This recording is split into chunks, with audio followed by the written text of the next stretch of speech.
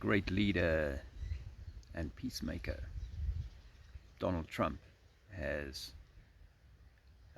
had his red line crossed, obviously.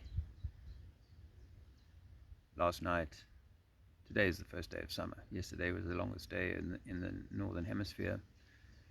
And it seems like last night, America, or the United States, or the cabal, whatever, made a significant strike on Iran. And that will be a red line for Iran too. Why has America gone in on Iran? Well, because of the blue line that Iran crossed. And why did Iran, who's never gone to war in all of its history, gone to war with another country unless provoked? Why did Iran cross the blue line, you might ask?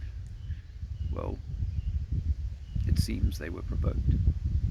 But it is such a long-standing, mashed up, kind of tit-for-tat situation that it's very easy for people to stop at a particular point in history and say, well, it was them, the blue people, or it was them, the green people.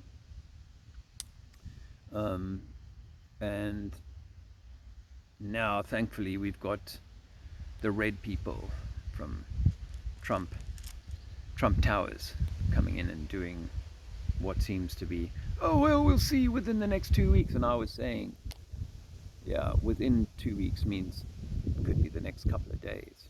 And it was just that, the next couple of days. Now, I don't want to get too far carried away. This story is going to be the story of the summer, or that event, the B-52s apparently bombing nuclear sites, whatever that is. That could be, I don't think it's likely, but that could be the end of the cessation of the current round of hostilities. If so, then it's probably only kicking the can down the road. But I think the can has probably hit the wall now, and we're about to see other actors join the theater. And from the red side and the green side.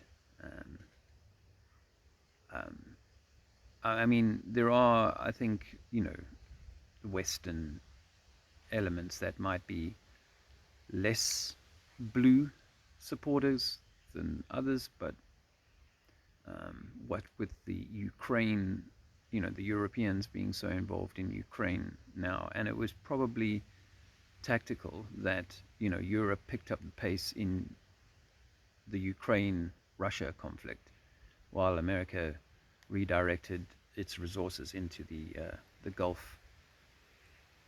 And obviously, they need to ensure enough support for the Taiwan, the Chinese Taiwan kind of thing. And that's why this would eventually, maybe historians will look back and set a different time and date and a different event. Maybe there's still the F flag coming. The untrue flag. That's coming, possibly, which will later be written about as the justification for much greater onslaught. But yeah, I think the Middle Eastern regional kind of thing, aside from having the potential to close off the Straits of Hormuz and prevent easy flow of oil, certainly to certain parts of the world. Yeah, this will, there's going to be economic, I mean, of course, any world war, any of these things are going to have huge economic impacts. And and bring about seismic kind of differences again, like a 2020, where many go along with the narrative and are outraged with those who contradict the narrative. So, I'm not encouraging the taking of sides. But what I see when I look at the comment sections in some of these, what you can go from the left to the right on this story, and in one comment, it's one section of comments, or one on the left side, it's all, um, go the Greens, and you've been put upon, and then on the other side, on the blue side, or the red side, I suppose, you see, you know, everybody batting for, powerfully for the blue, being, the victims. So, and they have the right to defend themselves, even though they hold nuclear weapons. This is a big part of it.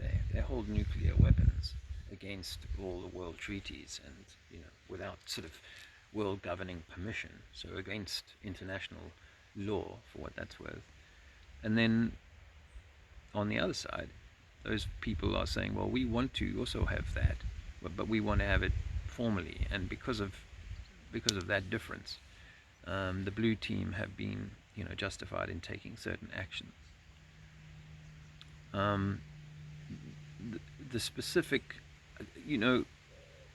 because we're not sure, I'm not sure that the nukes as bombs that do Hiroshima type damage, like one thing can completely flatten an entire town.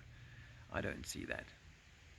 An entire city. No, I don't see that. We think that the story was something different. Is it possible that you can have plutonium or some kind of radiation fallout from something that's harmful for a little while? Yes. Is there an atomic winter and all that stuff? No. But people believe that. And I wonder whether they aren't trying to create, and I don't want to predict too much into the future, but I wonder whether they aren't trying to create a nuclear winter in people's minds, with which to justify a lot of people falling ill 5 years after taking a needle. Anyway, this story is a long way to go, and I don't want to make too many predictions, but it does feel to me like that step, because the green team have said if the red team get involved, it's going to cost them, and we're not going to stand down. And so a retaliation then causes the next iteration, and there will be multiple fronts. There are multiple fronts. The majority of the time, the casualties will be amongst the people. So my heart goes out to all of those that are going to be in the line of fire.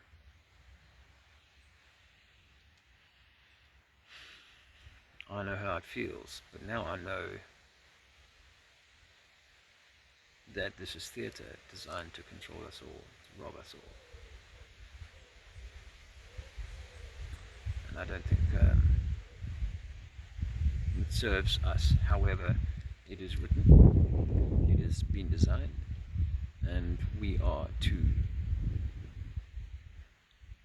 rise in our awakening rather than fall in fear, cowering. That's what I think for now. Catch up with you soon.